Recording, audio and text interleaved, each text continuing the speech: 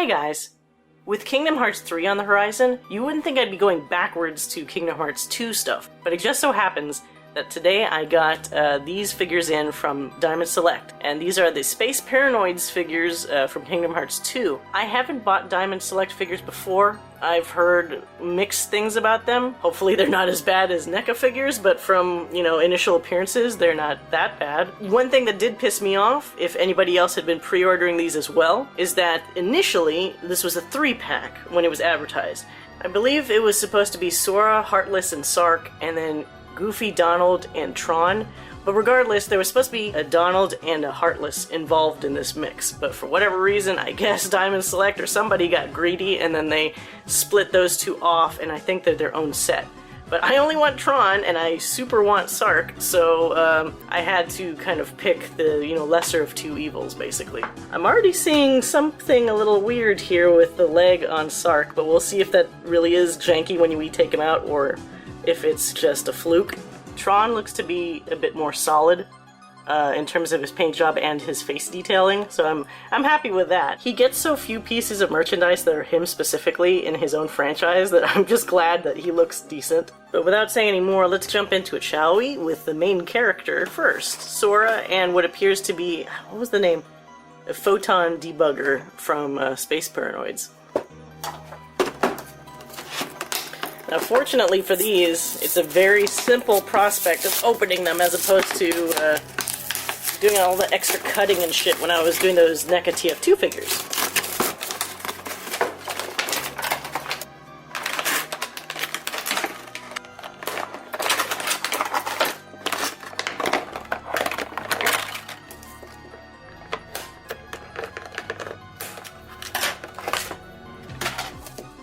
Unfortunately, this weird bow-legged thing that Sark appeared to have in the packaging is actually part of the molding. You see this leg here kind of curving?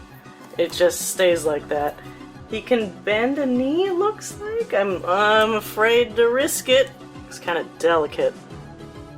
I don't know if I want to risk bending that, because you see this thing already looks like it's getting loose. So maybe I won't bend that. This also, there we go. So it's a weird double-jointed knee. It has an element here that looks like it ought to bend, but actually the part just below it bends. So maybe that's the same with this one? Oh my god. Okay, after that experience I had with the TF2 Sniper, I'm not pushing it when it comes to arm or leg joints anymore. It's probably going to be the same. Oh, Jesus! He has some decent rotation here, as well as a bend, so that's nice. What's weird is he has his fingers curled as if he had a disc or some kind of weapon, but there are no weapons included with him, so that's a little odd. He does have his disc, but it is totally stuck to him. It's painted on him. You cannot remove it. Now, as I said, if we're looking at the paint jobs, it's a bit of a messy paint job, but this is kind of a somewhat lower-end action figure, so, I mean, it's not as terrible as the NECA figures where paint just chips off instantaneously, but that's not saying very much. It does have all the nice details of his actual suit from the movie and the game, so that's cool. I'll take that. Now, getting a closer look here at the details, Sark doesn't necessarily look like Sark himself, but it's not the worst face sculpt. Unfortunately, it looks like there's a bit of red paint smearing right here that you could see on his brow, but the general paint on his face isn't the worst. Oh, there's a little smear on his nose as well. Yeah, something with the blue and the red on these figures is just a really messy job. His head turns a little bit, not too much because of his helmet. Does not seem to have any kind of torso rotation. It's just a solid torso, basically. Now for Sora, as I mentioned, his blue is not the best, but that's okay. I'll deal with that. These don't move, his little ears on his hat. But he looks cool. He's got a decent expression. Looks on model. These shoulder joints here are a little stiff right here. Like, this will be the limit of how high he can raise it. unless you kind of do this and kind of give him a little bit of a, like you kind of fake his joint a little bit so he can raise his arm. But it can get decently high, and at least he has a reason for his cupped hand pose. It's for his Keyblade, which is included. Yeah, a bit stiff of joints, but I'm sure if the more you use them, they'll kind of loosen up a bit. Does not seem to have... Oh, I guess you can twist. He's got kind of a torso twist. Whoa! Maybe that's a mistake, because you look, as soon as I did the twist, some of this seems to have flaked off. I don't know if that's chipping from twisting it. Maybe I should stop twisting it. I don't want to damage it anymore. His legs are nice and loose, actually, so you could get... Oh, no, that kind of sucks. There's no... I don't know if there's a bend here. You get a tiny bend, but see, the way his pantaloons are, you literally can't bend that leg further than this hole will allow. So you get a very bare minimum bend with the leg, which is probably why they let you have wider range with the hips to kind of counteract that, so at least you get the foot high enough. This is awfully loose. You have to be a bit more deliberate with the positioning of this ankle because it wants to just slip to the side. But, I mean, the details are nice. Paint job could have been better, but the actual molded details are decent.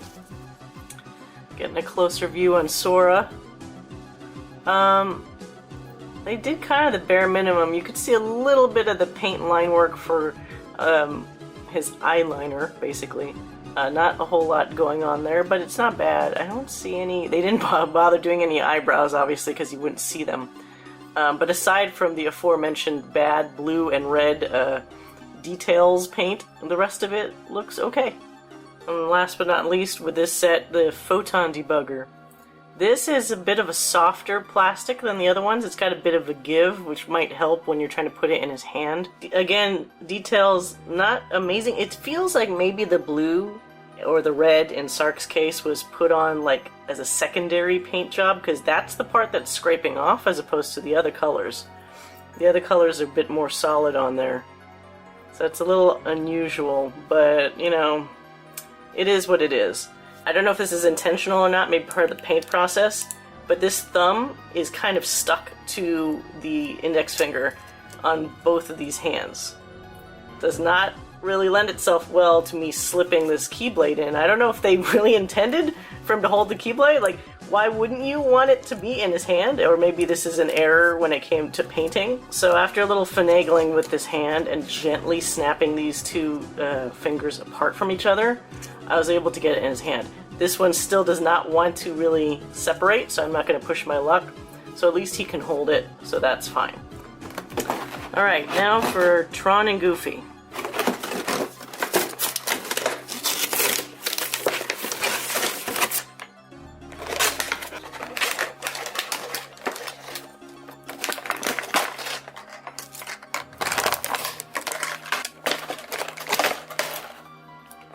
At least in my set, it appears that Tron's blue decal paint was done better than Sora's, so that's definitely appreciated. This joint can be rotated here like the previous figures, and it can also be bent, looks that way, yep. Also, weirdly enough, as if he was going to come with some accessories, he has his hands clasped as if he's supposed to hold something. But just like with Sark, if you notice the back of him, there is no removable disc, it's just part of him. Now granted, the actual paint work on this one is pretty cool. The decal for his back is well done. His legs aren't as fucked up as Sark's, they're not bow-legged. And he also has that kind of weird double joint thing going on as well, but it looks like it works fine. It's a strange kind of joint to have in my opinion, but whatever. He's got an ankle rotation, which is nice, but also like Sark, he has no torso elements at all, so it's just a solid piece. There's no rotation there. He does get a decent amount of loose hips.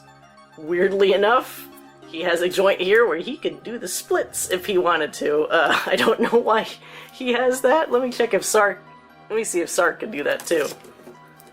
He can do that too, so all programs on the grid or in Space Paranoids can do the splits. Now, when we get really close here, unfortunately, he's got kind of the same issue that Sark had, where some of the paint's kind of scuffed on his face. His face itself, while it doesn't necessarily look like Bruce Boxleitner, is a nice, smooth face cast, and I think it looks fine. I mean, there's some elements about Tron himself that, if you think about it, he's supposed to look like a generic, you know, guy. So, mission accomplished, I guess. With his painted details on his face, it looks okay. Like, check out these details on his helmet. It's pretty crazy. As I mentioned, his back is really nicely detailed. And then one of the most glaring things I didn't notice until I looked really close up is look at this line here. This should totally be filled in blue, and it's not. Like right here, you could see where this should have continued blue, and it didn't. I'm probably going to go in later and try to match the blue, and then just paint it myself, honestly. Because look at that. It's kind of a shame. They do that, and yet right here, they have all these great details. So it's... I guess this might be what people were referring to when they weren't thrilled that Diamond Select was going to be handling these toys. I think in terms of the sculpt, they did a fine job. It's just the paint that's kind of lacking with most of these figures. Now, Goofy. Goofy's ears are kind of interesting in that they want to curve inwards. It's a soft plastic, so with very gentle manipulation, you could probably get those ears to stick out a little bit more. His paint job, unfortunately, is similar to Sora's in that I'm seeing little chips and scuffs, but on the whole, it's very on model with how he looks in game. I don't know if he has a joint to bend here because he has such a tiny arm. Yeah, he does not. So that's the downside with Goofy. You do get a decent shoulder rotation here, and it looks like he can raise his arm all the way up and has some rotation in his wrist, but I don't think there's any give on his elbow.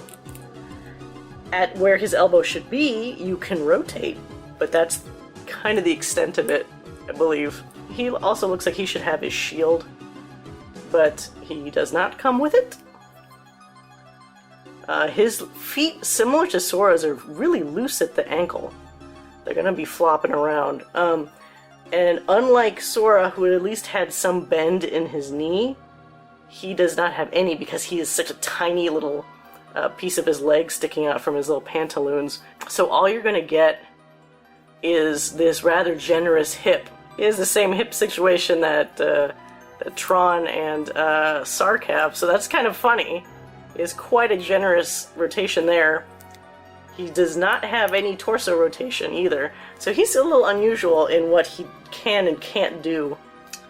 Goofy had a pretty decent paint job. Obviously his sculpt is good, so that helps a lot. As I mentioned before, like, look at that blue. You get the blue bleeding in from the corners of this detail, so that's kind of a shame.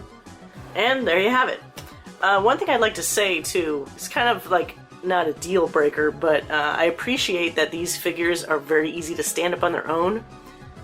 Some figures I've bought in the past, usually you have to do a lot of tweaking to make them stand up without falling over, and even then, it's a little tenuous for them to stay standing up properly.